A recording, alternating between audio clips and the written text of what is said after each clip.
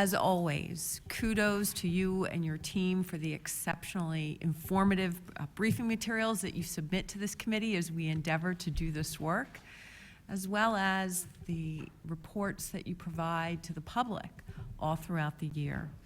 I want to focus on two key areas: job growth and population trends. Touching on the information that you provided to the committee, I want to talk about the pandemic impact on payroll jobs. From the top graph on page 4 of your briefing under payroll jobs contraction, we see that from 2017 until December of 2019, payroll job growth had been trending upward.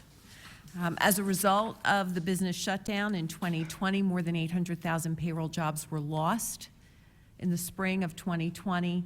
And now, over the course of the past 18 months, Pennsylvania has recovered approximately 75% or 3/4 of those jobs that were lost in 2020.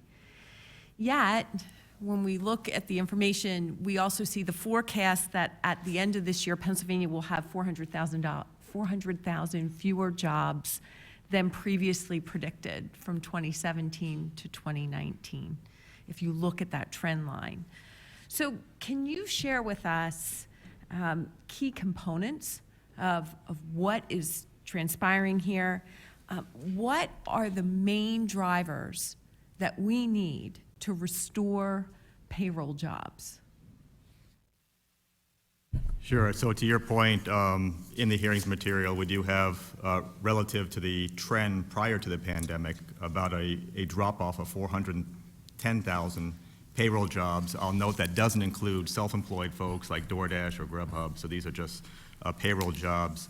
And on the prior page, you can see where these jobs are shifting and where we've lost them. I mean, it's clear we've lost them in leisure and hospitality jobs, restaurants, temp services. Surprising, we lost 28,000 jobs in nursing and residential care.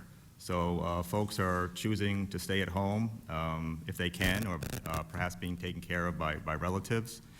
I think what's crucial right now, and related to this, if you look at the bottom of page 4, is the labor force participation rate.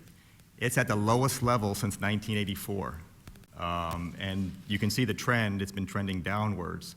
So we think it's critical heading into the new year that we get folks back into the labor force, participating, looking for jobs. We know there are some jobs available, might take some retraining, but just to get them, do what's needed to get them back into the labor force so we can increase the productivity here in the state.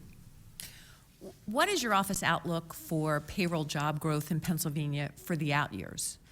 Is this a temporary trend, or what are you projecting 2 years, 3 years, 4 years down the road? Sure, we're projecting for this year that we'll add 80,000 jobs. Ordinarily, before the pandemic, we were adding about 45 to 50,000 jobs. So we're anticipating a little more than normal. After this year, we think we've largely started to approach what we call a kind of a steady state. So after this year at 80,000, we have it coming down to 60,000 jobs, and then down to a normal level of about 45 to 50. So our assumption baked in there is that these 350, 400,000 jobs, that most of them are not recouped, that's a permanent shift due to changing spending patterns, due to remote working, a lot of technical factors, that we're not going to recoup those jobs going forward. And the categories of jobs that have had the poorest recoveries?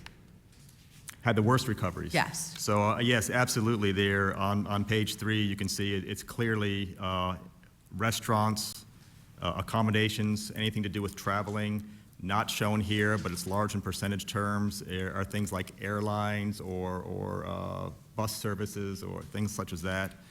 And also surprising, you can see at the very bottom here, actually the largest loss was in employment services. So these are temp services or building maintenance services. So folks aren't working at their office, they're working at home, and we don't need the landscaping services or the maintenance services for the buildings.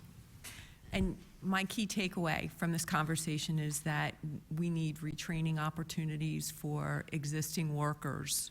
I think that'll be crucial. Very good. Your briefing materials, they show us that the Commonwealth has continued to lose population over each of the past 2 years. Are there any empirical data that directly would address the underlying reasons for the negative migration over the past 2 years? We haven't, we have looked at that. Could we pin that down exactly what's causing that? And we've had a hard time exactly pinning that down. We do know where the folks are going, and it's the same states every year. I'm looking at the data for 2019, and the latest year we have good data for, and Florida, North Carolina, South Carolina, warmer weather states south of us is where most of the folks are heading. Where So there's a lot of job creation?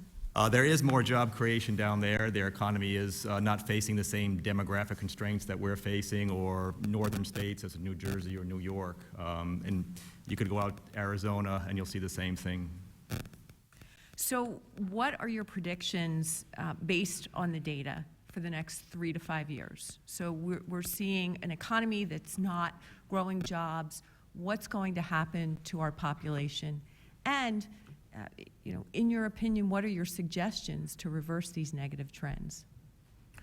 Sure. What we're seeing, or what we've assumed in our demographic modeling, the birth and death rates in Pennsylvania are now almost exactly equal. So that's our organic growth, and they're offsetting each other. The domestic migration coming from other states has now is almost flat. It used to be negative, about 20,000. So the good news is we're now about flat. So if we're leaving out international migration, everything else is flat, and international migration is always a wild card. You're never sure how many folks are coming into the state. So we have very flat growth going forward on the order of 0.1% per annum.